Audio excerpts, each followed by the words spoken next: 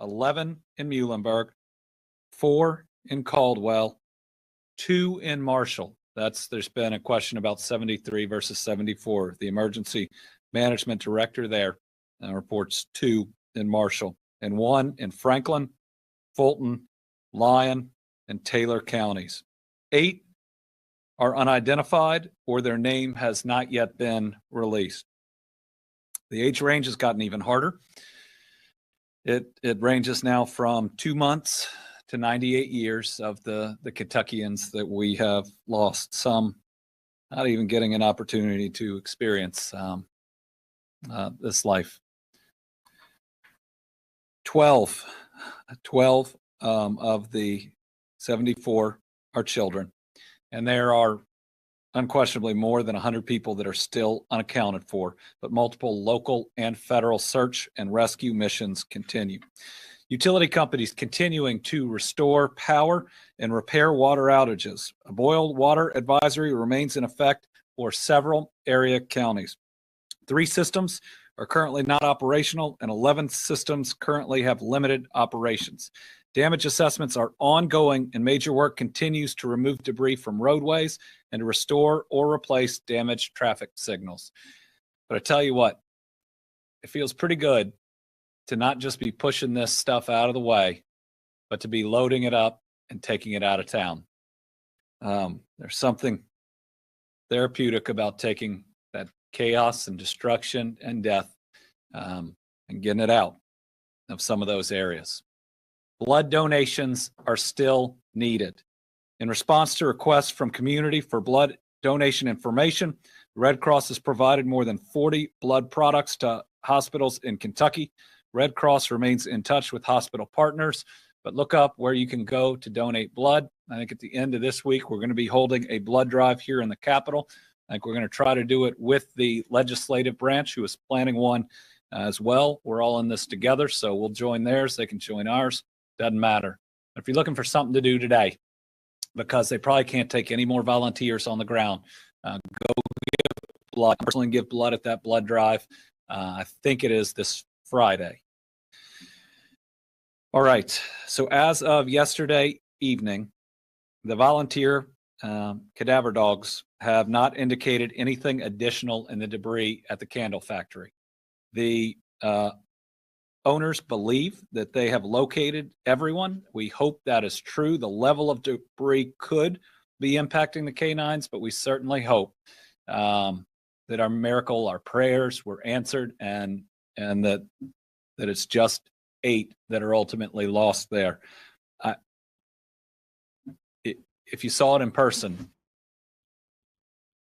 you'd believe that's a miracle. The level of absolute destruction in one place is hard to describe when I'm watching a backhoe try to pull a pickup truck off what was the roof that is now halfway down on top of 15 feet of metal and barrels and the rest. But we want to make sure that we see and talk to every single one of those employees. So the Kentucky State Police continues to request that all Mayfield Consumer Products Candle Factory employees go to His House Ministries Church at 1250 KY 303 in Mayfield. We want to continue to verify the information, and I believe that the company's HR is trying to provide help, and they'll do that at the same time. The number, if you don't have transportation, is 1-888-880-8620. That is only for those employees. We want to check on each and every one of them. So as we are finding folks, we want to make sure that we can house them, and we've opened up our state parks with so many families coming in. As of last night, we provided 152 rooms for displaced residents and 67 additional rooms for first responders. Families who are in need of emergency housing can go to their local emergency management office or work with parks directly, and they will reach out to emergency management. Nobody turned away. Everybody helped. If you don't have a house anymore, you are welcome. in your state parks. We will take care of you. So if you reside in Lyon, Fulton, Grays, Muhlenberg, Marshall, Hopkins, Caldwell, and have been displaced, again, we've got a spot for you.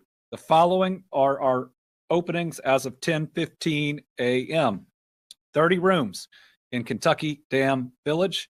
Right now, we've got 32 rooms in addition to that occupied by displaced residents, 63 by first responders. Kinlake, we are today moving a whole shelter of residents. I think it's occurring right now from a church that is taking good care of them to be able to give them their own rooms out at Kinlake. So we're going to be completely full there, but in a good way. That means people are warm. They'll have a bathroom. So 71 rooms occupied by displaced residents. And we have purchased 3 washers and 3 dryers to be used by families that will be available tomorrow. Lake Barkley, we got the power back up. So we had a fire at Lake Barkley before all of this. Because of that, power had gotten cut off. I want to thank Becky Goodman, our Cabinet Secretary for Energy and Environment, on working with the utility to get that back on. So as of yesterday, this happened right after our briefing, 56 rooms are available. Barren River, 6 rooms are occupied by folks who had needed them. 30 rooms are available and cottages are available. John James Audubon State Park, 2 cottages available. And the Penny Ryle is full, but we do have cots that we can put in a conference room with showers available on one of the campgrounds, as well as a bathroom. This is pretty neat. Penny Ryle does not need additional volunteers because so many people answered the call. So I know there are folks out there that want to help, and thankfully there are hundreds more people just as good inside as you are, with the heart that you have. They've got 55 volunteers currently helping out right there. Nurses and doctors have been on site to provide medical care, and pharmacies have been delivering to guests.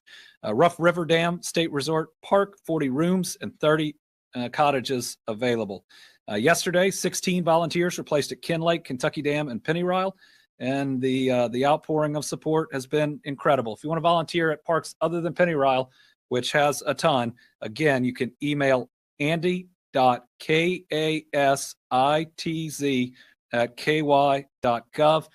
We do need volunteers to have their own place to stay, though. If we bring in a volunteer and that fills up a room, then we don't have a room for others. So some parks do have camping space for self-contained camping, so that could be one way to do it. Yesterday, my wife, the First Lady, announced a toy drive, and you could see how hard this has been on her, being a mom just like I'm a dad of 2 kids, and knowing what a difficult Christmas this is going to be